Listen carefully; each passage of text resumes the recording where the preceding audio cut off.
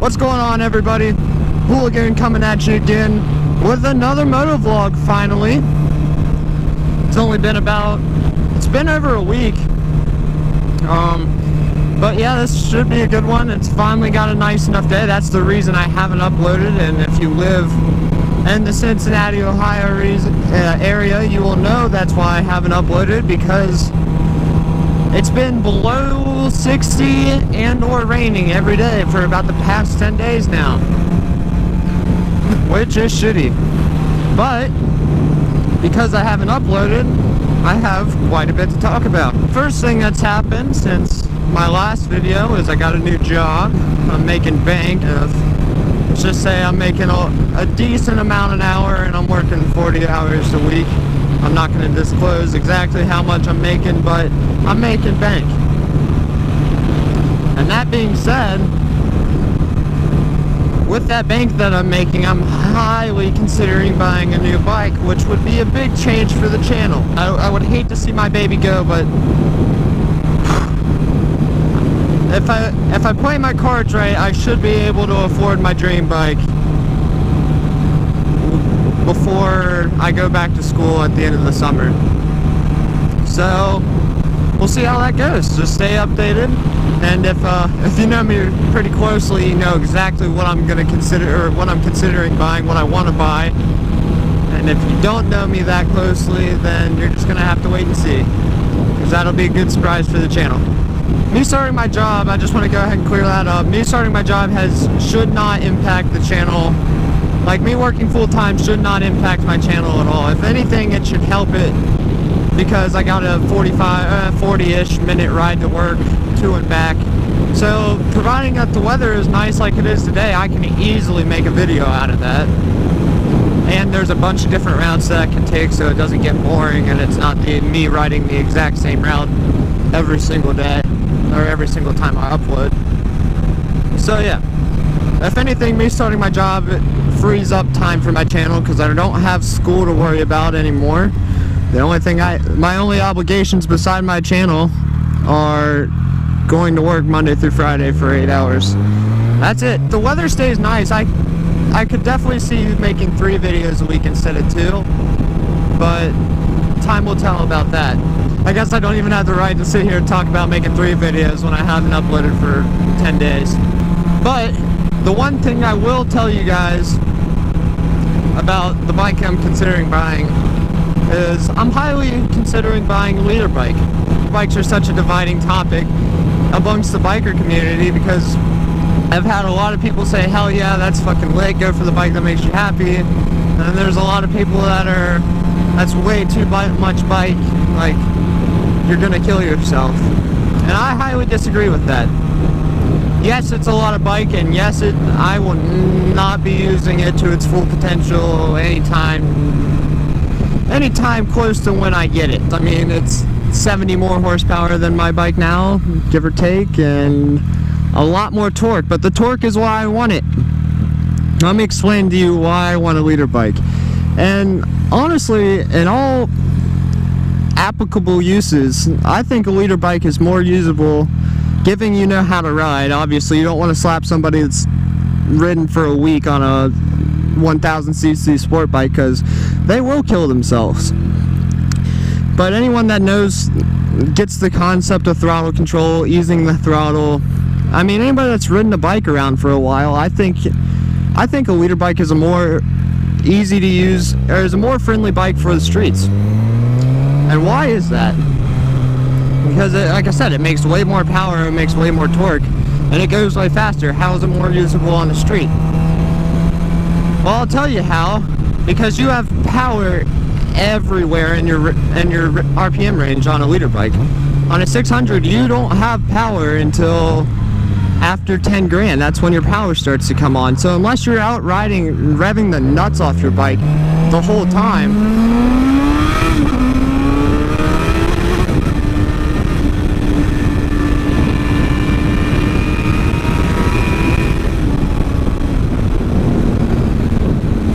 you have to ride like that to use a 600. You don't have to ride like that to use a liter bike. You have, like I said, you have power everywhere. And if you, like, let's say for instance you want to pass somebody, out on the highway and you're in 6th gear at 7,000 RPM, 6.5, 7,000 RPM on the highway on a 600.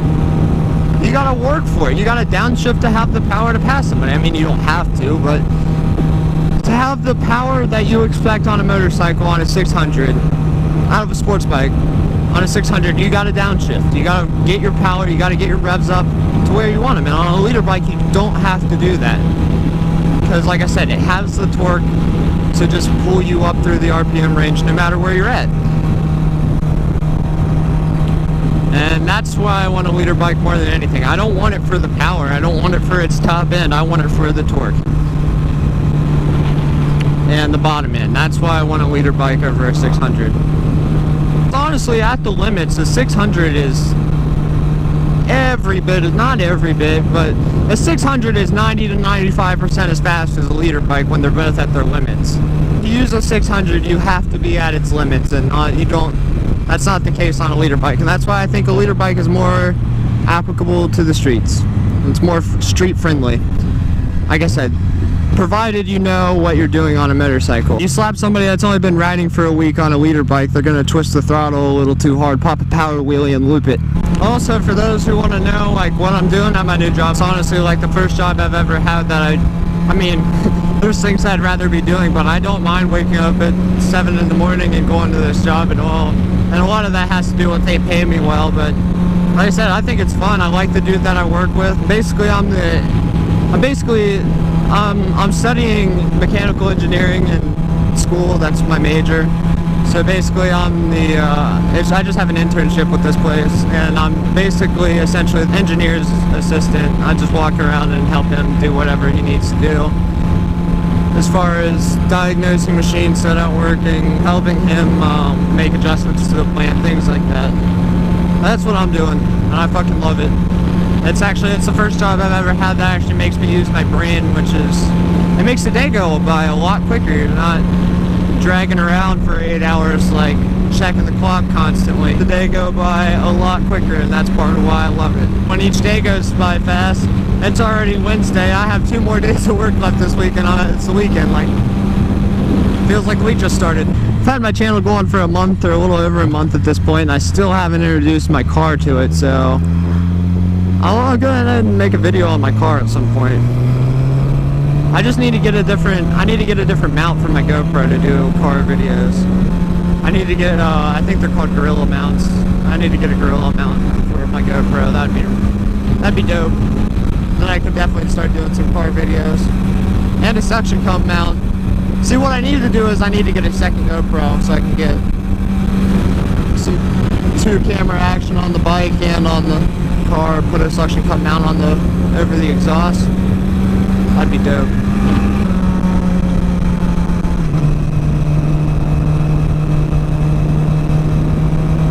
I want to pass this bitch, but I got no openings. See, I have my wind liner in my jacket right now because when I rode to work this morning, it was only like 50. Now it's like 75, and I got a long sleeve shirt on underneath, a fucking thick jacket, and I'm sweating my balls off. And I don't like sitting still when that's the case. My bike doesn't like sitting still either because we're overheating. Yay. My favorite. And yes, fucking lane filtering isn't legal in Ohio, or that's very tempting. But no. See,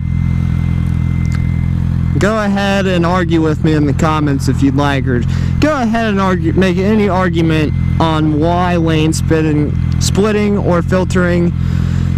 I guess you could make an argument on why lane splitting should be illegal, but lane filtering, there's no reason it's illegal. Quite literally, lane splitting or lane filtering being illegal causes deaths. It's as simple as that. Like, and if you don't know what lane filtering is, the difference is lane splitting is, okay, I'm doing 70 down the highway, these cars, I have a little bit of a gap, they're pissing me off, I split the 2 cars, keep going on about my day. That's lane splitting. Lane filtering is when you're in dead stop traffic like this, or a red light, or what have you, and you have lanes of cars, and the motorcycle splits the lanes of cars or filters between the lanes of cars and goes to the front. And what does that do? Why should that be legal? Well, if you think about it, a motorcycle takes up a spot in traffic just like a car. It takes up a whole spot in the lane. So if you take that motorcycle out, let it go to the front, let it accelerate faster than every other car on the road like it can, doesn't matter what kind of motorcycle it is, let it go to the front, don't be butthurt about it, and everybody else has a better time. Literally every other person, I saved you time. That's one less vehicle in your way. But no, that's dangerous. No, the most likely way that you're going to get killed on a bike is if somebody rear ends you because A, you can't see it coming, and B, you can't do anything about it.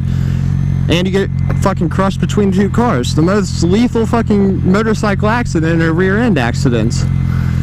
There's absolutely no reason, zero reason that lane filtering isn't legal in every single state. Yet again, here's the United States being the United States about things, and Ohio being Ohio about things. Lane fucking splitting is legal in almost every other country in the world. The only place in the United States it's legal is California. Why is it that every other country in the world, civilized country that has motorcycles, allows lane splitting or lane filtering of some sort? But yes, us in the United States, we're so butthurt about somebody fucking getting in front of us. No, we're keeping that shit illegal. I digress. So, I also went to, last night I went to my first Reds game in 2 years, something like that. It's been a long ass time since I've been to a Reds game, but anyway, it's a fun story. So, about a week ago, I asked this girl, like, hey, I haven't been to a Reds game in 2 years, because I saw her tweet something about wanting to go to a Reds game. I was like, hey, I haven't been in 2 years if you want to go to one, and she's like, oh, hell yeah, that sounds awesome.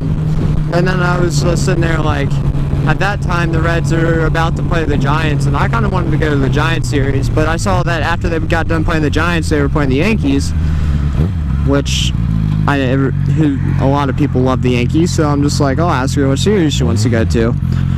So I was like, yo, Giants or Yankees? And she replies with, oh, let's go to the Yankees game. They're my favorite team. So I was like, alright, done deal. That was last Tuesday, so a week from the game. The Reds played the Yankees last night, Tuesday night. Anyway, so let's see, Monday-ish. Yeah, Monday I ended up texting her around lunchtime and was just like, hey, do you want to, or are you still good for tomorrow? Because I hadn't heard from her for a couple days. No reply. So then, yesterday, at lunchtime, text her again, like, I'm assuming that's a no? No reply. I'm like, really now? Okay. So I get off work. I'm off work, final call. No reply. Now, how the fuck you gonna let me drop $100 on a pair of fucking tickets? Front row seats. I told her I bought front row fucking seats. And then bail without even letting me know you're bailing. Like, just say you can't go or fucking something came up. No.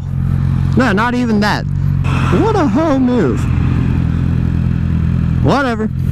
I digress. I ended up going with my roommate. Had just as good of a time, if not better than I would have had, but it grinds my gears just a little bit that females these days are that big of hoes. Like, can you believe it? Can't even reply with a sorry something came up. No. Just let me drop $100 on tickets and completely disappear. You females though, only a female could do that. You will never hear a story of a male doing anything like that. I digress. I should have taken my one-liner out of my jacket before I left work, because it is hot as fuck. I actually have a problem with not sweating enough. And I'm sweating my fucking balls off right now. Like, holy shit. I'd like to get some motion going so I can get some air going through my helmet and over my back, but nah. That ain't happening anytime soon. It's 5 o'clock and everybody else is on the road, so that's salty. Why is the stoplight not working? That's interesting. My knee just touched my fucking stator cover and it is so fucking hot. Alright, what the fuck are you doing? Pretty sure it's 55 there, now it's 45. You're still driving like a dickwad. Get your ass in gear. We're a quarter mile down the road. Do the speed limit. Please.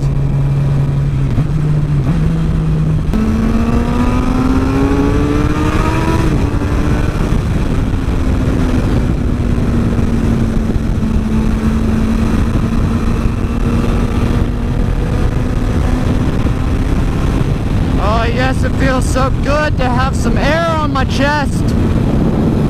And not be frying. Look at that, my bike's back down to the temperature it should be. Amazing! I get out of traffic and everything gets better.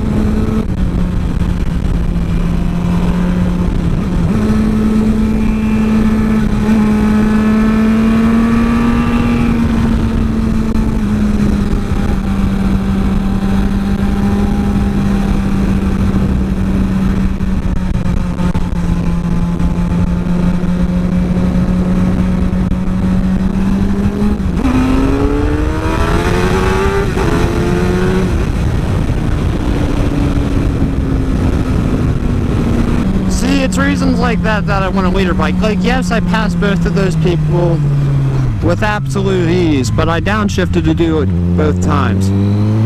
Or else I wouldn't have had the power to do it. I mean, I could have, but it would have been a lot sketchier. See, on a leader bike, you just give it half as much throttle as I did. See, that's the other thing, is I opened my throttle body wide open both times to pass those cars. Leader bike, you give it half throttle and you're doing faster than I was, because you have torque down low. Such an amazing, sounds like such an amazing thing. It is an amazing thing, I know it is. My dad's bike's just as, not just as much fun to ride, because my dad's bike is so upsetting because it has no power, it's all torque. So it runs out of steam at about I don't know, about 80 miles an hour, 70, somewhere in there. It just like, it pulls hard up to 70 or 80 and then it just stops. For the people that don't know the difference between power and torque, essentially power equals top speed and torque equals acceleration. Power equals fast, torque equals quick. That's power versus torque in a nutshell. Welcome to Cincinnati, Ohio, where no one knows how to drive.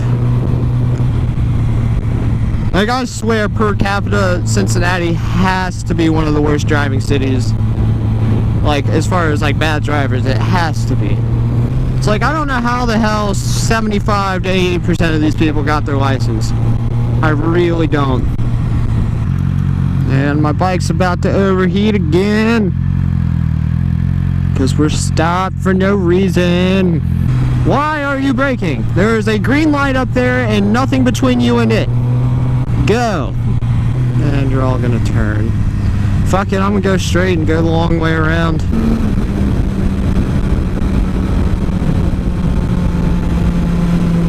Don't do it.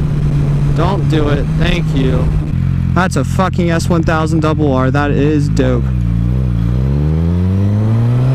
That's fucking dang. God, I love S1000s, dude. I want that fucking bike. Woo! Literally, like, I just got a boner from looking at that bike. I didn't even get to hear it or watch him do a pull. Alright, let's see if I can actually pull into my apartment. He wants to let me into my place. Yeah.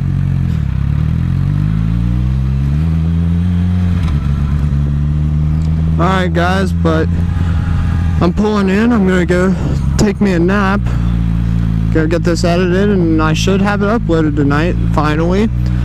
But yeah, that's gonna do it for this one, so go ahead and you know the deal. Like, comment, subscribe if you'd like. If you thought it was garbage, go ahead and drop me a dislike and comment how I can make it better. I really appreciate it. Thanks for watching, guys. Peace.